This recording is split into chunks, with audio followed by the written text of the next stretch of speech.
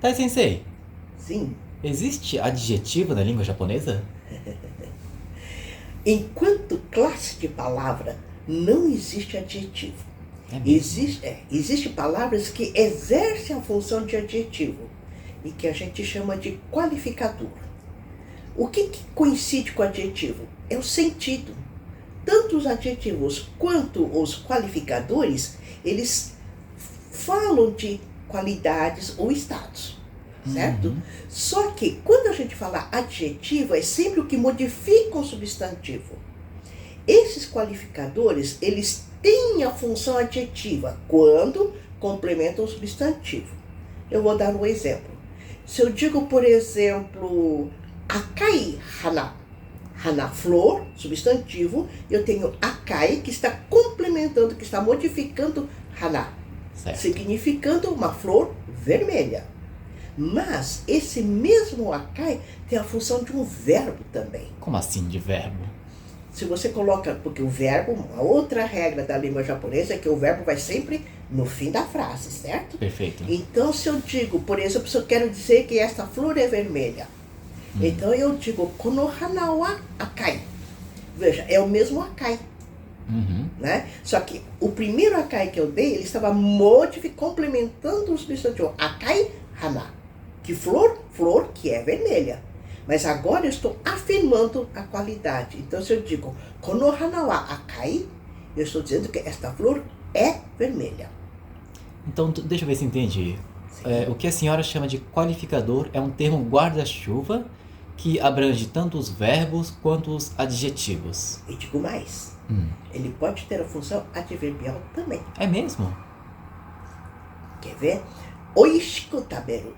Oishi é gostoso, comer é taberu. Oishiku taberu, comer saborosamente. Nossa, ele come tão gostoso, oishiku taberu. Entendi. Né? Então é o mesmo qualificador que pode desempenhar a função de um adjetivo quando complementa um substantivo. Por exemplo, oishi ramen. Oishi, muito bem. Oishi ramen. Oishi está na função adjetiva, porque está complementando o ramen. Certo. Mas se eu digo, kono ramen wa oishi, eu estou afirmando, este ramen é delicioso. Veja, está como um verbo. Mas se eu digo, oishiku taberu, eu estou usando como advérbio. Entendi. Comer de que forma? Saborosamente. Que interessante. E falando, já que estávamos falando sobre adjetivo, ou melhor, né? Estamos falando da função adjetiva dos qualificadores, tem algum cuidado que os estudantes japoneses devem tomar cuidado? Na função adjetiva, Isso. é que tem dois tipos, né? De Ah, é? qualificador. Tem os qualificadores que, na função adjetiva, tá? Quando ele funciona como adjetivo, termina em i, que é o caso do oishi, que é o caso do akai. Mas tem um outro grupo de qualificador que nesta função adjetiva termina em na. Pode dar exemplo? Por exemplo, yumei na kashu. Certo. Cantor, kashu, yumei na kashu. Veja que ele termina em na e não em i. Este é o segundo grupo de qualificadores que na função verbal fica yumei da. Ok. E se eu quero usar na função adverbial, ele fica yumei ni. Por exemplo, yumei ni naritai. Eu quero ficar famoso ou famosa. Então, ele tem uma função adverbial. Veja que é diferente, é uma outra classe de palavras. Mas aí, Tai Sensei, a senhora falou do yumei. Ele termina em i. Por que não é do grupo 1? Não é do grupo 1 porque este mei, este i, faz parte da leitura do segundo ideograma que compõe a palavra yumei. Então, eu tenho um ideograma para yu, outro para mei. Este i não é a desinência, ou seja, a parte que varia nos qualificadores. Então a regra de bolso é: todos os qualificadores do grupo 1, na forma adjetiva, terminam em i.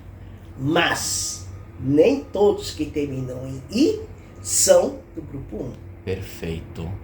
E outra coisa que notei, a senhora falou, né, por exemplo, flor vermelha, akai hana. Em português falamos flor e depois vermelha. Mas em japonês é akai, que é vermelho, e depois hana, que é flor.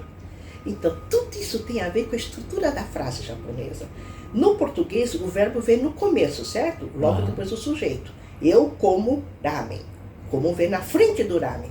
Mas no japonês, o verbo vai no fim. Então, ele chama. Sabe? E por isso que akai hana, hana, que é o principal, vem depois do qualificador. Indo um pouquinho mais, Tai Sensei, não precisa entrar em grandes detalhes, mas existe uma coisa chamada oração adjetiva, não tem? Ixi, mas esse é um outro pano de manga. Mas a ordem, essa ideia da ordem é a mesma. É a mesma. O modificador é que vem na frente do modificado. Sempre esta regra se mantém dentro da língua japonesa. Se mantém. Tá certo. Então, pelo jeito, o que eu estou entendendo neste vídeo, Tai Sensei, é que para estudar a língua japonesa tem que entender a lógica gramatical do idioma. E vocês vão ver como é fácil, tem toda uma explicação, sabe? Então basta acompanhar direitinho, passo a passo, como montar uma frase em japonês, que vocês vão ver, a regra é muito simples. Entendi. E caso as pessoas queiram ter aula com você, Tai Sensei, como que eles podem te buscar? Eu, pessoalmente, já pendurei as minhas chuteiras, ou o que eu diria, o meu avental. Mas nós temos o curso fechado da 1, 2, 3 japonês, que é o nosso curso essencial. Lá vocês vão encontrar Mitsuko Sensei, Takashi Sensei e eu dando aulas. Perfeito. Talvez estejamos com as matrículas abertas ou não, mas de todas as formas deixaremos o link para você deixar o nome na lista de espera na descrição deste vídeo. Tá bem, pessoal? Muito obrigado por assistir até o final e botem aí nos comentários caso vocês tenham sugestão para o próximo vídeo aqui com a Tai Sensei. Muito obrigado. Foi um prazer.